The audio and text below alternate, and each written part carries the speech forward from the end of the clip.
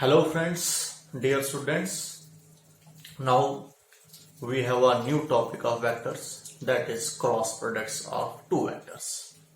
आज जो आपका जो है वो नया टॉपिक है, इंपॉर्टेंट टॉपिक है आपका, that is cross products of two vectors. पिछला जो आपका टॉपिक जो था that was your dot products of two vectors, उस पर हमने डिस्कशंस अच्छे तरीके से की थी, प्रॉपर्टीज की थी, न्यूमेरिकल्स किए थे हमने. तो आज जो हमारे पास जो है आपका cross products of two vectors. तो सबसे पहले आपको मैं बोलूंगा cross products of two vectors क्या होता है. मैंने ऑलरेडी आपको बोला है हमारे पास दो टाइप्स होते हैं मल्टीप्लिकेशंस के लिए. एक तो हमने पिछला लेक्चर जो हमने पढ़ा that was dot products of two vectors. Dot product से हम दो वेक्टर्स को हम मल्टीपल कर सकते हैं. तो ए डॉट बी जो होता है हमारे पास ए बी साइन थीटा के ए बी कॉस थीटा के इक्वल होता है. तो यहां पर हमारे पास cross product of two vector जो होता है ए क्रॉस बी जो होता है वो ए बी साइन थीटा के इक्वल होता है, वो ए बी कॉस थीटा के इक्वल होता है और ये आपके पास ए बी साइन थीटा के इक्वल होता है.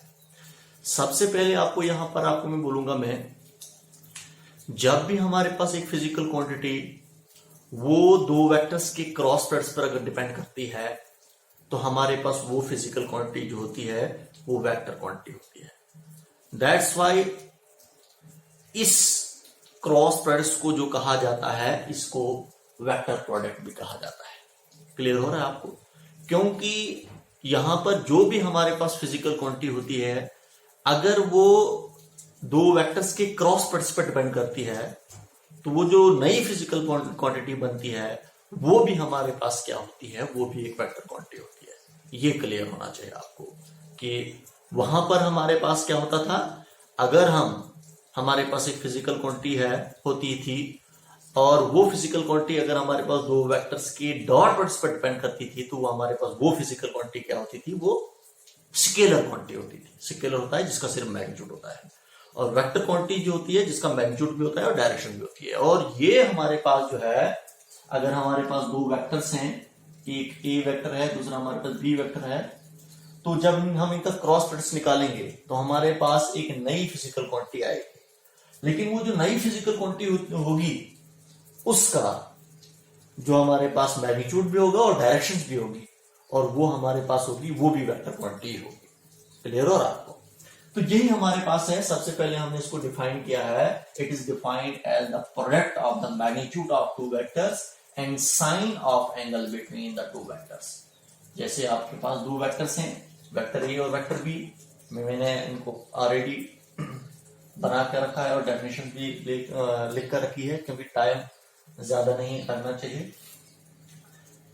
अगर हमारे पास एक वेक्टर ए है और दूसरा हमारे पास वेक्टर बी है तो हमने अगर इनका क्रॉस प्रोडक्ट निकालना होगा तो वो किस होता है, वो product of the magnitude of two vectors. Vector A का मैग्नीट्यूड हो गया ए, वेक्टर बी का मैग्नीट्यूड हो गया B and sine of angle between the two vectors A और बी वेक्टर्स के बीच में जो एंगल जो है वो क्या है, वो साइन थीटा है. तो ऐसे हम इसको डिफाइन करते हैं किसको, क्रॉस प्रोडक्ट को. अब हमारे पास जो है ये जो हमारे पास होता है यहां पर अगर आपको बोलेंगे इसको ऐसे भी लिख सकता हूं मैं, A cross B is equal to A B cos theta B sine theta. इसको ऐसे भी कह सकता हूं मैं. इसका मतलब ये हुआ कि हमारे पास जो है बी साइन थीटा जो है वो बी वेक्टर का कंपोनेंट है. इस बी वेक्टर का कंपोनेंट है और कौन सा कंपोनेंट होगा, वो वर्टिकल कंपोनेंट होगा. समझे आप? जैसे हमने इसको दूसरे तरीके से भी हम डिफाइन करते हैं, जैसे हमने डॉट प्रोडक्ट में डिफाइन किया था. वहां पर हमने लिखा था बी कॉस थीटा और वो बी कॉस थीटा क्या था आपका, वो बी वेक्टर का कंपोनेंट था in the direction of vector ए.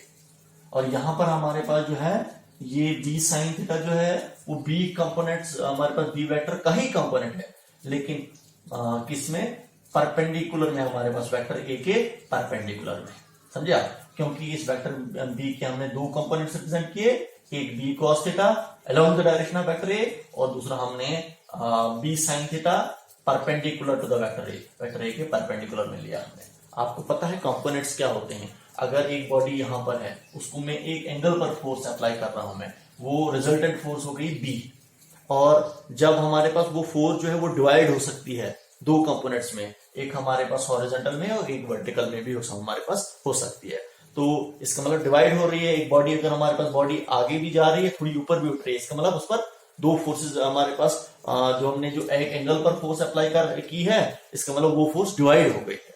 तो इसका मतलब वहां पर वो फोर्स जो है वो हॉरिजॉन्टल में भी डिवाइड होगी और वर्टिकल में भी डिवाइड हुई है। तो उन्हीं को कहा जाता है कंपोनेंट्स। क्या कहा जाता है इनको? कंपोनेंट्स। तो वही अगर हमारे पास फोर्स की जगह पर हमारे पास यहाँ पर क्या है, बी कंपोनेंट है, तो उसका एक कंपोनेंट हमारे पास बी कॉस थीटा हो गया in the direction of vector ए, इसको हम बोलेंगे हॉरिजॉन्टल, और दूसरा हो गया हमारे पास बी साइन थीटा, उसको हम बोलेंगे वर्टिकल।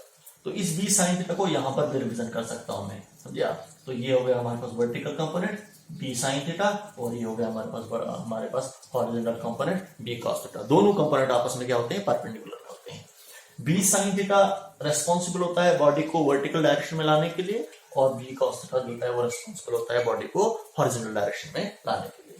देखिए अगर हम बी कॉस का कंपोनेंट ड्रॉ करते हैं, मैंने आपको ए डॉट बी में बोला था आपको, हम क्या करते हैं, बी डॉट हमारे पास बी वेक्टर का जो टॉप जो होता है वहां से परपेंडिकुलर ड्रॉ करते हैं किस सब वेक्टर ए पर, इसको बोलते हैं प्रोजेक्शन।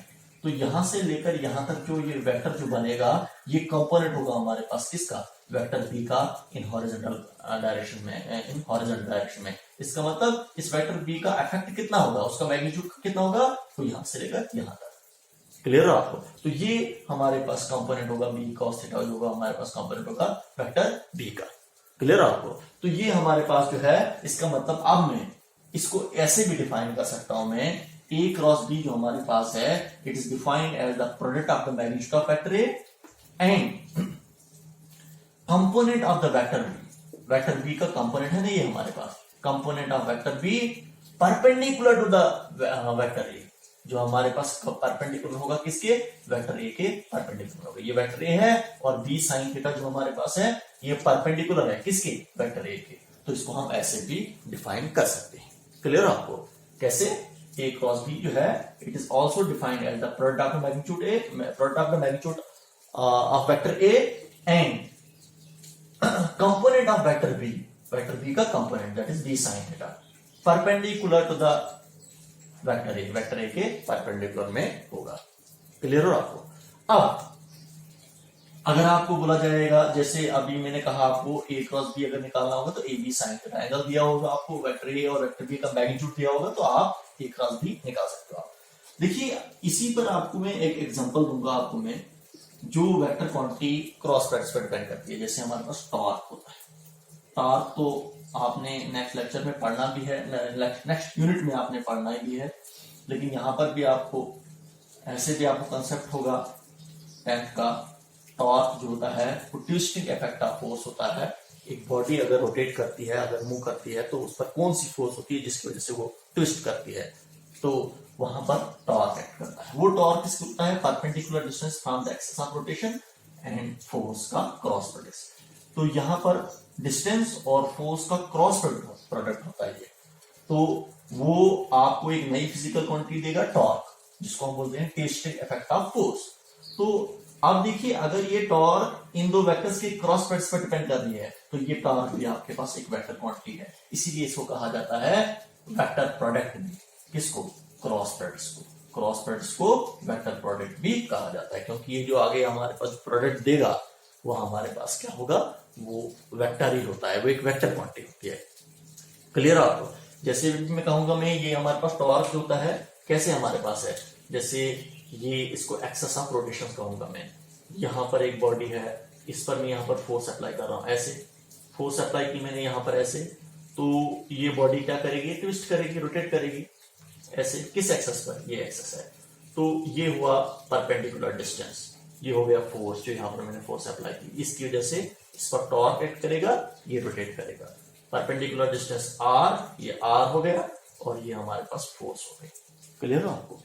तो ये मैंने आपको बोला टॉर्क की एक एग्जांपल दी मैंने कि टॉर्क हमारे पास जो है वो cross products of two vectors पर डिपेंड करता है। अब हम इसकी डायरेक्शंस पर जाएंगे, ए क्रॉस बी की डायरेक्शंस। देखिए अगर हमारे पास ए क्रॉस बी है, तो ए क्रॉस बी जो है इसकी डायरेक्शंस कहां की तरफ होगी? अगर वेक्टर ए और वेक्टर बी एक प्लेन पर है, तो इनका क्रॉस प्रोडक्ट जो होगा, ए क्रॉस बी जो हमारे पास है, इनका क्रॉस प्रोडक्ट वो वेक्टर ए और वेक्टर बी के परपेंडिकुलर में होगा। समझे आप? जैसे अभी मैं आपको कहूंगा, मैं जैसे हमारे पास ये वेक्टर ए है, ये वेक्टर बी है, अगर मैं कहूंगा मैं ए क्रॉस बी हुआ, इसकी डायरेक्शन हम राइट हैंड थंब रूल से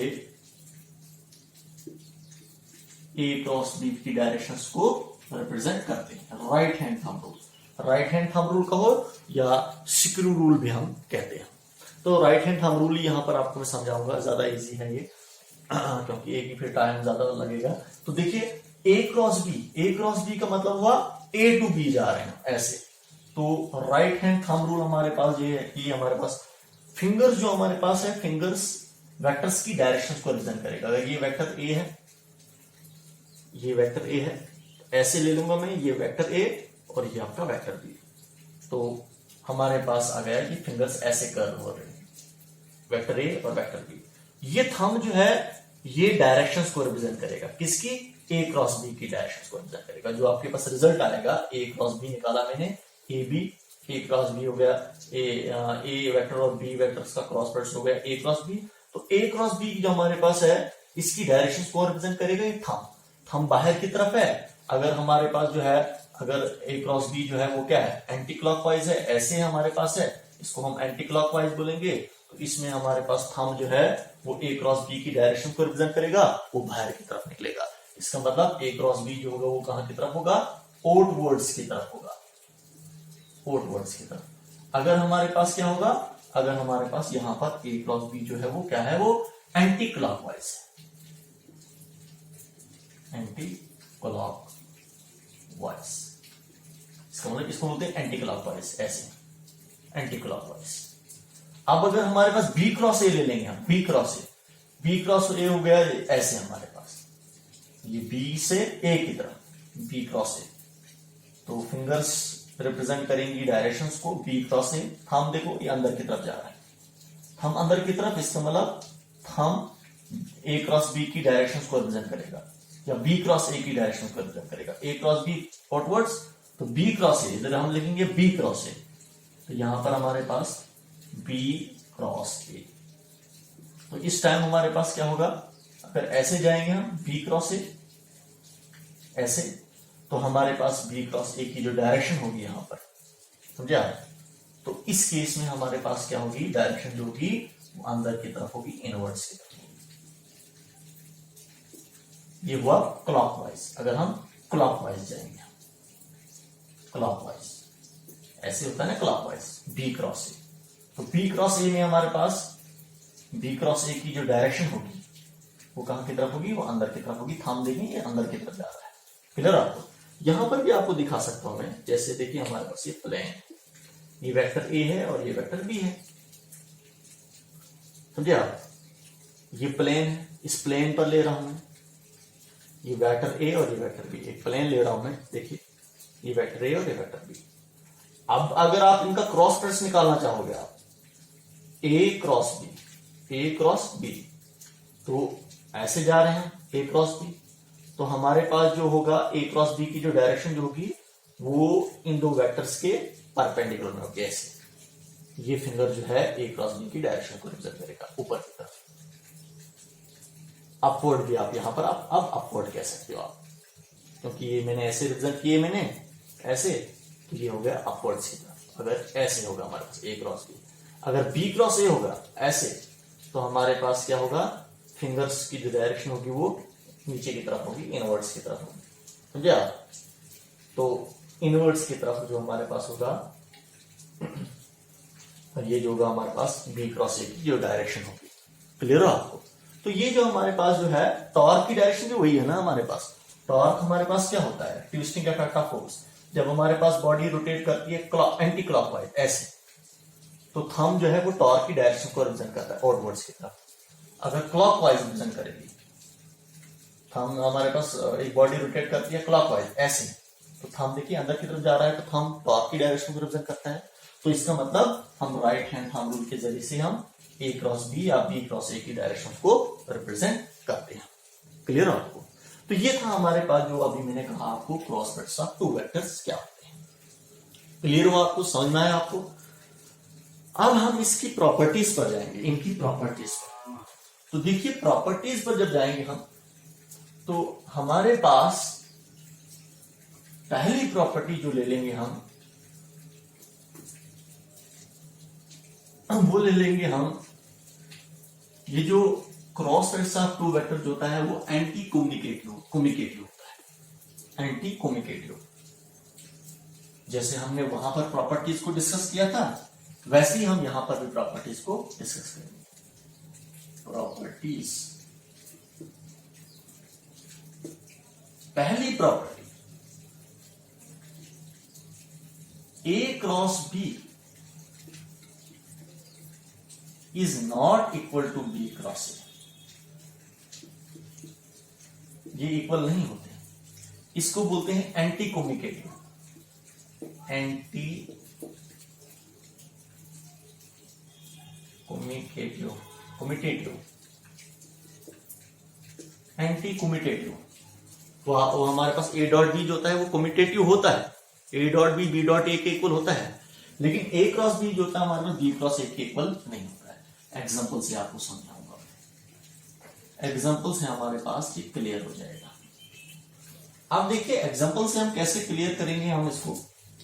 यहां पर देखिए हमारे पास जो है, अगर आपके पास वेक्टर ए हमारे पास इसकी वैल्यू कितनी है 5 है, वेक्टर बी की वैल्यू कितनी है 2 है, एंगल कितना है हमारे पास थीटा, अगर हम ले लेंगे वो कितना ले लेंगे 30 डिग्री ले लेंगे।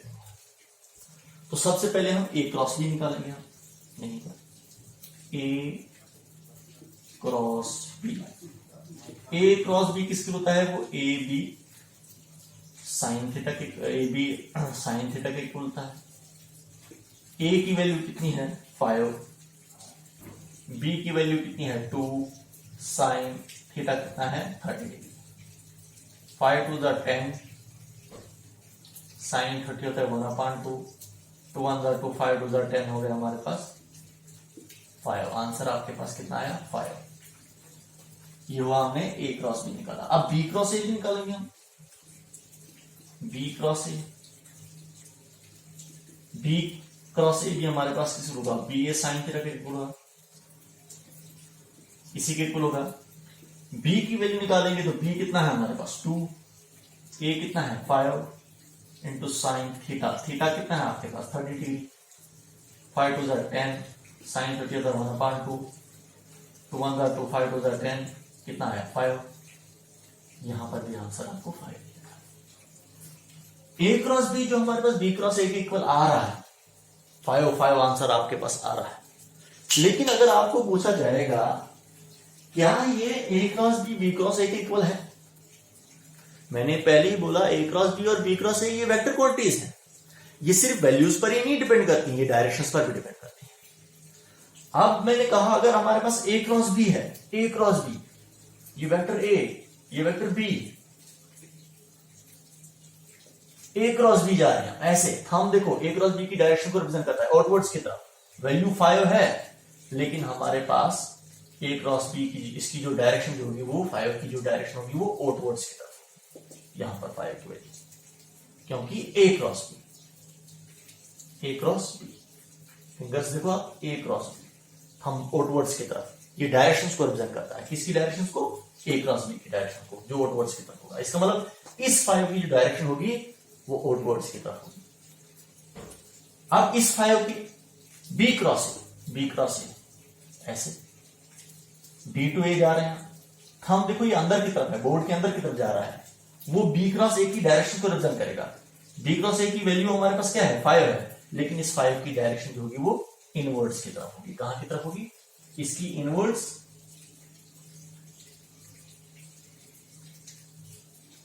और इसकी आउटवर्ड्स। तो इसका मतलब मैग्नीट्यूड्स तो इक्वल है हमारे पास, A cross B equal to B cross A, but the direction is different. Hence यहां पर आप कह सकते हैं जब डायरेक्शन डिफरेंट है तो ए क्रॉस बी हमारे पास इक्वल नहीं होगा बी क्रॉस ए के। क्लियर, ये आपका प्रूफ निकाला आपने, ये हमारे पास ए क्रॉस बी जो होता है वो बी क्रॉस ए के इक्वल नहीं होता है। क्यों नहीं होता है ये आपको मैंने यहां पर बोला, क्योंकि ए क्रॉस बी की जो डायरेक्शन है वो डिफरेंट है बी क्रॉस ए के। क्लियर? तो ये हमने बोला आपको ये एंटी कम्यूटेटिव होता है। क्लियर? नेक्स्ट प्रॉपर्टी आपके पास क्या है, A cross B plus C is equal to किसके इक्वल होता है, A cross B plus A cross C. इसको बोलते हैं डिस्ट्रीब्यूटिव प्रॉपर्टी।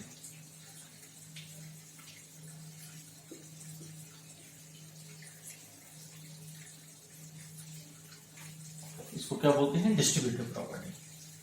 तो हमारे पास जो है ये cross product of two vector जो है ये डिस्ट्रीब्यूटिव प्रॉपर्टी को भी शो करता है, ओबे करता है। अगर हमारे पास यहां पर तीन वेक्टर्स हैं ए बी सी, तो यहां पर हमारे पास जो है ये प्लस है यहां पर ए क्रॉस बी प्लस सी। तो ये जो हमारे पास होता है, अगर हम बी और सी वेक्टर्स को ऐड करेंगे और उसका क्रॉस प्रोडक्ट सम ए के साथ निकालेंगे, जो आंसर आएगा वो इक्वल होगा जब आप ए क्रॉस बी निकालोगे, आप ए क्रॉस बी, वो जो आंसर आएगा प्लस ए क्रॉस सी, उनको ऐड करोगे आप तो आपके पास left hand side right hand side के इक्वल आएगा। और हमारे पास जो है क्रॉस प्रोडक्ट्स जो हमारे पास जो है इस डिस्ट्रीब्यूटिव प्रॉपर्टी को भी ओबे करेगा जब left hand side right hand side के इक्वल आएगी। तो इसको बोलते हैं, क्या बोलते हैं इसको, डिस्ट्रीब्यूटिव प्रॉपर्टी। इसको हम रिप्रेजेंट भी करते हैं, हम रिप्रेजेंटेशंस के जरिए से भी हम इसका प्रूफ निकालते हैं कि ए क्रॉस बी प्लस सी जो होता है वो ए cross B plus A cross सी के इक्वल होता है। लेकिन वो एक नेक्स्ट लेक्चर लेंगे, हम नया लेक्चर लेंगे, क्योंकि इसमें टाइम लगेगा। यहां पर हम मैथमेटिकली अगर बोलेंगे तो ये हमारे पास mathematically left hand side right hand side के इक्वल होता है। तो इसको क्या बोलते हैं, डिस्ट्रीब्यूटिव प्रॉपर्टी। तीसरी प्रॉपर्टी हमारे पास क्या है, टू पैरेलल वेक्टर्स। अगर हमारे पास दो वेक्टर जो होते हैं क्रॉस प्रोडक्ट्स में अगर पैरेलल होते हैं, if vector A is parallel to vector B, parallel to vector B, अगर हमारे पास वेक्टर ए ये है, ये आपके पास वेक्टर बी है, ये आपस में क्या है, पैरेलल है, तो एंगल कितना होगा यहां पर, जब पैरेलल होते हैं तो एंगल 0 होता है। तो उस टाइम हम अगर ए क्रॉस बी निकालेंगे हम, तो ए क्रॉस बी किसके इक्वल होगा, ए क्रॉस बी जो होता है वो ए बी साइन थीटा के इक्वल होता है। लेकिन यहां पर हमारे पास जब दो वेक्टर्स हमारे पास क्या होंगे, पैरेलल होंगे, तो एंगल कितना होगा हमारे पास, 0 होगा। तो ए बी साइन 0, साइन 0 0 के इक्वल होगा। तो आपके पास ए क्रॉस बी जो आपके पास निकलेगा तो कितना आपके पास आ जाएगा, वो 0 के इक्वल आएगा। क्यों आएगा, साइन 0 0, इसकी जगह पर 0 पुट करूंगा मैं, 0 के ए बी के साथ मल्टीप्लिकेशन लगेगी तो पूरा का पूरा 0 हो जाएगा। तो ए क्रॉस बी जो आपके पास निकलेगा वो इसकी वैल्यू निकलेगी 0 if the two vectors are parallel to each others. अगर दो वेक्टर्स क्या होंगे, वो पैरेलल में होंगे। अगर एंटी पैरेलल भी होंगे, अगर एंटी पैरेलल भी होंगे, इसका मतलब एंटी पैरेलल में दो वेक्टर्स के बीच में एंगल कितना है, 180 डिग्री है। अगर ये एक वेक्टर ए है और ये आपके पास वेक्टर बी है, यहां पर एक वेक्टर वहां की तरफ, एक वेक्टर यहां की तरफ, एंगल कितना बनेगा यहां पर, 180 डिग्री। तो साइन 180 भी हमारे पास 0 के इक्वल होता है। इसका मतलब साइन 180 की जगह पर 0 पुट करेंगे, 0 को ए बी के साथ मल्टीपल करेंगे तो हमारे पास ये पूरा का पूरा 0 हो जाएगा, क्योंकि साइन 180 भी 0 होता है, तो ये पूरा का पूरा 0 हो जाएगा, ए क्रॉस बी आपके पास 0 आ जाएगा। इसका मतलब यहां पर हमारे पास ये प्रूफ निकल रहा है कि अगर दो वेक्टर्स पैरेलल हो या एंटी पैरेलल हो, उनका क्रॉस प्रोडक्ट जो होता है वो 0 होता है। कभी कभार आपको न्यूमेरिकल में पूछा जा सकता है, जैसे हमारे पास दो वेक्टर्स हैं, आपको प्रूफ पूछा जाएगा, दो वेक्टर्स आपको दिए होंगे, आपको बोला जाएगा prove that the two vectors are parallel to each others if the answer of A cross B is equal to 0। अगर आपके पास दो वेक्टर्स का आंसर आपके पास आएगा ए क्रॉस बी जो आएगा वो 0 आ जाएगा, तो हमारे पास प्रूफ निकल जाएगा कि वो दो वेक्टर जो हैं वो क्या है, वो पैरेलल में है। इन पर न्यूमेरिकल्स करेंगे हम नेक्स्ट लेक्चर्स में, हम इन पर न्यूमेरिकल्स करेंगे हम।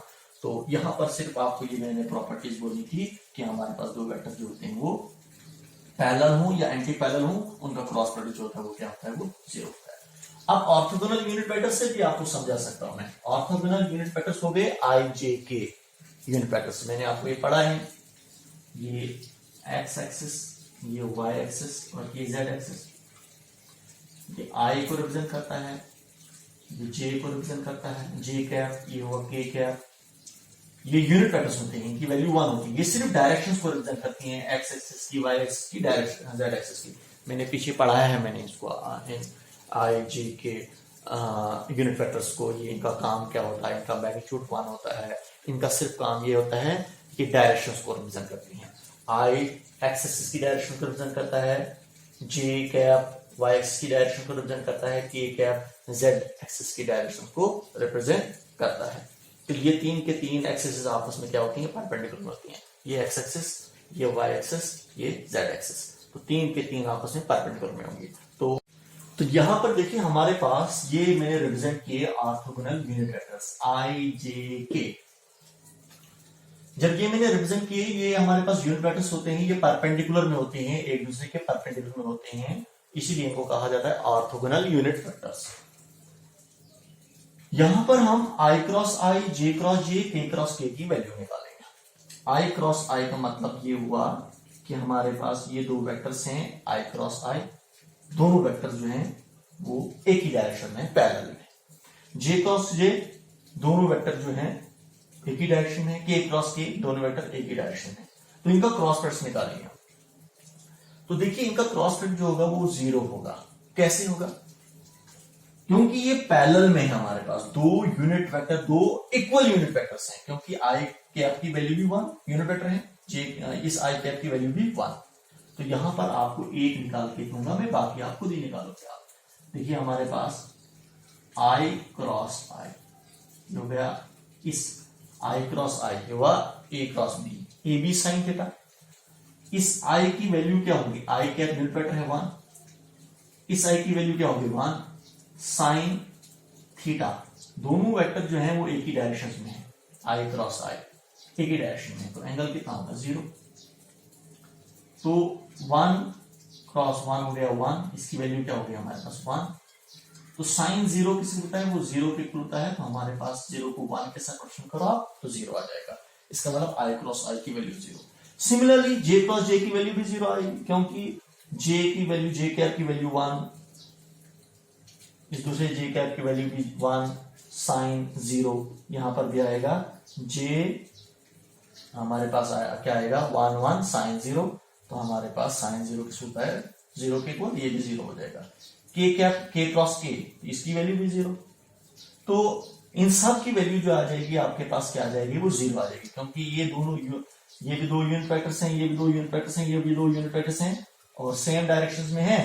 तो साइन क्या हो जाएगा, थीटा क्या होगा 0 होगा। इस वजह से आई क्रॉस आई, जे क्रॉस जे, के क्रॉस के की वैल्यू जो आएगी आपको तो 0 आ जाएगी। यही मेथड आप यूज करो। जैसे जे क्रॉस जे, जे क्रॉस जे, जे क्रॉस जे ले लेंगे हम, जे की वैल्यू किससे खुलता होगा, जे जे क्रॉस साइन थीटा इक्वल होगा।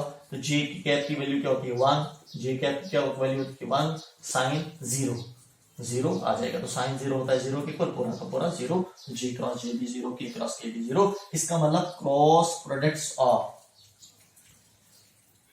टू इक्वल यूनिट वेक्टर्स, दो इक्वल यूनिट वेक्टर्स जो हमारे पास हैं but parallel to each others, हमारे पास क्या होते हैं, वो पैरेलल में होते हैं, उनका क्रॉस प्रोडक्ट क्या होता है, वो 0 होता है। अब हम जाएंगे हम, that is your if the two vectors are perpendicular to each others. अगर दो वेक्टर्स जो होंगे वो क्या होंगे, वो परपेंडिकुलर में होंगे। तो दो वेक्टर्स अगर हमारे पास परपेंडिकुलर में होंगे, जैसे यहां पर दो वेक्टर्स ले रहा हूं मैं, vector vector A is perpendicular on vector B, तो थीटा कितना होगा 90 डिग्री होगा। तो ए क्रॉस बी, अगर इनका क्रॉस प्रोडक्ट निकालूंगा मैं, तो ए क्रॉस बी किसी को होगा वो A B sine theta, theta कितना है 90, तो ए क्रॉस बी जो आपके पास आ जाएगा वो ए बी साइन 90 किसी होता है 1 के इक्वल होता है। तो ए क्रॉस बी जो आएगा वो आपके पास ए बी के इक्वल आएगा। तो ये निकाला मैंने cross products of two vectors which are perpendicular to each others that is equal to the magnitude of the product of two vectors। वो किसी होगा वो ए बी के इक्वल होगा, वेक्टर ए का मैग्नीट्यूड ए, वेक्टर बी का मैग्नीट्यूड बी, तो उनका मल्टीपल करेंगे हम, तो ये हमने निकाला ए क्रॉस बी। अब ऑर्थोगोनली यूनिट वेक्टर्स में भी हम दो वेक्टर्स को परपेंडिकुलर, दो वेक्टर जो होंगे यूनिट वेक्टर्स जो होंगे अगर वो आपस में परपेंडिकुलर में होंगे तो उनका क्रॉस प्रोडक्ट क्या होगा। जैसे अभी हम कहेंगे हम एंटी क्लॉकवाइज अगर हम मूव करेंगे हम ऐसे आई क्रॉस जे, जे क्रॉस के क्रॉस आई, तो आई पहले हम निकालेंगे आई क्रॉस जे, आई क्रॉस जे, फिर जे क्रॉस के, फिर के क्रॉस आई, ये क्रॉस के क्रॉस आई, आई क्रॉस जे पता है आपको, आई क्रॉस जे परपेंडिकुलर में आपस में, ये तीन के तीन आपस में परपेंडिकुलर में होते हैं, तो आई क्रॉस जे किस इक्वल होगा आई जे साइन थीटा के इक्वल होगा। ले रहे हैं हम आई जे साइन थीटा, आई की वैल्यू क्या होगी 1, जे की वैल्यू क्या होगी 1 क्योंकि मैग्नीट्यूड लिखना है यहाँ पर, ए बी साइन थीटा, ए का ए की जगह पर क्या है यहाँ पर आई है, आई की वैल्यू क्या है 1, जे की वैल्यू क्या है हमारे पास 1 साइन थीटा। अब आई और जे के बीच में एंगल कितना होगा 90, आपके पास क्या आ रहा है 1 इंटू 1 हो गया 1, साइन 90 भी किसी होता है 1 के इक्वल होता है, तो 1 को आप 1 के साथ मल्टीप्लाई करो आप तो आपके पास 1 आएगा। इसका मतलब आई क्रॉस आई की जो वैल्यू आ जाएगी 1 आएगी। अब उस 1 की डायरेक्शंस कहां की तरफ होगी, ऐसे देखो आप right hand thumb rule use करें हम ऐसे, आई क्रॉस जे थंब बाहर की तरफ, इसका मतलब अगर ये दो वेक्टर्स आई और जे वो एक्स वाई पर हैं, एक्स और वाई पर हैं, तो थंब जेड पर होगा, तो जेड डायरेक्शंस को कौन रिप्रेजेंट करता है के, इसका मतलब ये 1 जो होगा इसकी जो डायरेक्शन होगी वो यूनिट वेक्टर के जो है या के कैप जो है वो आई क्रॉस जे की डायरेक्शन को रिप्रेजेंट करेगा। इसका मतलब आई क्रॉस जे जो होगा वो यूनिट वेक्टर के इक्वल होगा, क्योंकि यूनिट वेक्टर के को 1 पे से मल्टीप्लाई करोगे आप तो वही आएगा यूनिट वेक्टर के। ऐसे एंटी क्लॉकवाइज अगर हम करें, एंटी क्लॉकवाइज, एंटी क्लॉकवाइज वैसे ही हमारे पास जो होगा जे क्रॉस के, तो जे क्रॉस के किस होगा यूनिट वेक्टर आई के इक्वल होगा। ऐसे ही जब सिंप्लीफाई करोगे ना, जे की वैल्यू 1, के की वैल्यू 1, साइन 90 किसके होता है 1 के इक्वल होता है, तो आपके पास आएगा 1, लेकिन इस 1 की जो वैल्यू होगी वो वैल्यू तो 1 ही है, लेकिन डायरेक्शन कहां की तरफ होगी। अगर जे वाई एक्सेस पर है, के जेड एक्सेस पर है, तो आई क्रॉस जे जो होगा वो इन दो वेक्टर्स के परपेंडिकुलर में होगा। वो किस पर होगा, वो तीसरी साइड, तीसरी एक्सेस तो आपके पास बचती है वो एक्स एक्सेस बचती है, तो एक्स एक्सेस पर कौन सा यूनिट वेक्टर होता है आई होगा, तो हमारे पास आई क्रॉस जी जो होगा उसकी डायरेक्शन जो होगी वो यूनिट वेक्टर आई के इक्वल होगी। इसका मतलब 1 आई के आप होगा, 1 तो आएगा, 1 तो मैग्नीट्यूड होगा किसका जे क्रॉस के का वैल्यू 1, लेकिन डायरेक्शन जो होगी उसकी वो किस डायरेक्शन में होगी यूनिट वेक्टर आई की डायरेक्शन में होगी, क्योंकि वो आई एक्सेस को रिप्रेजेंट करता है। फिर वैसे हमारे पास है के क्रॉस आई, के क्रॉस आई, तो के क्रॉस आई जो है वो जे एक्सेस की यूनिट वेक्टर जे के इक्वल होगा। क्लियर है आपको। तो ऐसे ये वाला फार्मूला यूज करना है, तो सबकी वैल्यू 1 ही आएगी, लेकिन जे क्रॉस के की डायरेक्शन यूनिट वेक्टर आई की इक्वल होगी, तो ये के क्रॉस आई की जो होगी वो वैल्यू 1 ही होगी, लेकिन डायरेक्शन कहाँ की तरफ होगी, यूनिट वेक्टर जे की तरफ होगी।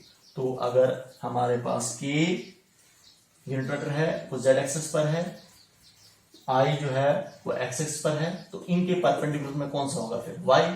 तो वाई एक्सिस की डायरेक्शन को कौन सा यूनिट वेक्टर रिप्रेजेंट करता है, जे। तो इसीलिए हमारे पास के क्रॉस आई जो होगा वो जे के इक्वल होगा।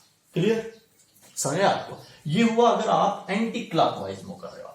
अगर क्लॉकवाइज मूव करोगे आप तो इसका रिवर्स होगा, क्योंकि ये के पॉजिटिव, आई कैप पॉजिटिव, जे कैप पॉजिटिव है। इसका मतलब ये के कैप रिप्रेजेंट करता है पॉजिटिव जेड एक्सेस को, पॉजिटिव जेड एक्सेस को।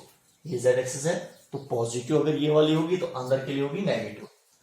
ये आई कैप है तो ये पॉजिटिव एक्स एक्सेस को रिप्रेजेंट करता है, तो नेगेटिव एक्सेस यहां की तरफ, अगर ये ओरिजिन मानूंगा मैं तो पॉजिटिव एक्स एक्सेस यहां की तरफ और नेगेटिव एक्स एक्सेस यहां की तरफ। पॉजिटिव वाई एक्सेस ऊपर के लिए जो जे कैप रिप्रेजेंट करेगा, और नेगेटिव हमारे पास जो है वाई एक्सेस नीचे के लिए, नीचे के लिए वो उसकी डायरेक्शन को जे कैप रिप्रेजेंट करेगा, माइनस जे कैप। तो जेड एक्सेस जो होगी वो इसके परपेंडिकुलर होगी ऐसे। पॉजिटिव जेड एक्सेस जो प्लस के कैप जो रिप्रेजेंट करेगा प्लस के कैप, तो अंदर के लिए होगी हमारे पास कौन सी होगी, नेगेटिव जेड एक्सेस। समझा, उसकी डायरेक्शन को कौन रिप्रेजेंट करेगा, माइनस के कैप। क्लियर हो रहा है आपको। ये हुआ हमारे पास आई क्रॉस जे, जे क्रॉस के और के क्रॉस आई किसके होगा, आई क्रॉस जे जो होगा वो के कैप के इक्वल होगा, जे क्रॉस के किसके होगा, आई कैप के इक्वल होगा, के क्रॉस आई जो होगा वो जे कैप के इक्वल होगा।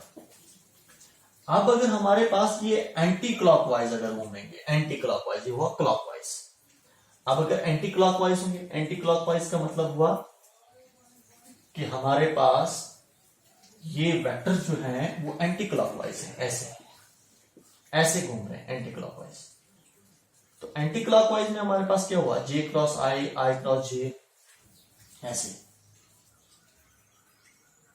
जे क्रॉस आई, जे क्रॉस आई क्रॉस के, आई क्रॉस के और के क्रॉस जे, के क्रॉस जे। ये हुआ एंटी क्लॉकवाइज। यहां पर भी हम वैल्यू निकालेंगे एंटी क्लॉकवाइज ऐसे। जे क्रॉस के, तो जे क्रॉस के परपेंडिकुलर में हमारे पास, तो जे क्रॉस के जे आई साइन थीटा के होगा, जे की वैल्यू क्या है 1, के आप यूनिट वेक्टर है, आई की वैल्यू भी 1 साइन थीटा, थीटा कितना है 90 तो है आपको, तो 1 इंटू 1 हो गया 1 साइन 90 होता है 1, इसका मतलब 1 आंसर आएगा। अब इसकी वैल्यू जो हमारे पास जो होगी 1 तो है। आप जे क्रॉस के की डायरेक्शन कहां की तरफ होगी, अगर जे एक्स एक्सिस पर है, जे वाई एक्सिस पर है, आई जे क्रॉस आई हम निकाल रहे हैं, आई एक्स एक्सिस पर होगा, तो जे क्रॉस आई जो होगा उसकी डायरेक्शन जो होगी वो जेड एक्सिस पर होगी, क्योंकि ये दो वेक्टर्स एक्स और वाई पर होंगे, तो इनका क्रॉस प्रोडक्ट जो होगा वो जेड पर होगा। समझा। लेकिन एंटी क्लॉकवाइज ऐसे जा रहे हैं, थंब अंदर की तरफ जा रहा है, इसका मतलब वो माइनस जेड एक्सेस होगा, और माइनस जेड एक्सेस रिप्रेजेंट करता है माइनस के यूनिट वेक्टर जो है माइनस जेड एक्सेस को रिप्रेजेंट करता है। तो बस यही आपने यहां पर समझना है कि आप देखो आई क्रॉस के की वैल्यू तो 1 होगी, लेकिन डायरेक्शन कहां की तरफ होगी, जे की तरफ होगी। समझा, लेकिन नेगेटिव जे, समझा, माइनस वाई एक्सेस की तरफ होगा। फिर हमारे पास के क्रॉस जे, ये दो वेक्टर्स एक जेड एक्सिस पर है, दूसरा वाई एक्सिस पर है, तो के क्रॉस जे किसके होगा, आई के इक्वल होगा। समझा, यूनिट वेक्टर आई के इक्वल होगा, लेकिन डायरेक्शन कहां की तरफ होगी, minus I. Minus I represent करेगा कि हमारे पास के क्रॉस आई की जो डायरेक्शन जो होगी वो एक्स एक्सिस पर ही होगी, लेकिन नेगेटिव एक्सिस पर होगी। तो नेगेटिव एक्सिस को रिप्रेजेंट करता है माइनस आई कैप, जो हमारे पास यूनिट वेक्टर होता है। तो ये मैंने प्रॉपर्टीज बोली, मैंने ऑर्थोगोनल यूनिट वेक्टर से भी मैंने आपको समझाया। अगर दो वेक्टर्स यूनिट वेक्टर्स परपेंडिकुलर में होते हैं या पैरेलल में होते हैं तो उनकी वैल्यू कहां से कहां तक होती है और डायरेक्शन क्या होती है। दो वेक्टर पैरेलल होते हैं, परपेंडिकुलर होते हैं, एंटी कम्युनिकेटिव होते हैं, तो हमने ये सब डिस्कस किया। नेक्स्ट लेक्चर जो होगा, इंपॉर्टेंट लेक्चर होगा, वो इन्हीं पर हम न्यूमेरिकल्स करेंगे, कॉम्पिटिटिव लेवल्स पर न्यूमेरिकल करेंगे। उनको आपने अच्छी तरीके से समझना है, इसको भी अच्छी तरीके से आप समझो, एक दो बार फिर क्लियर हो जाएगा। तब तक के लिए okay, goodbye, thank you.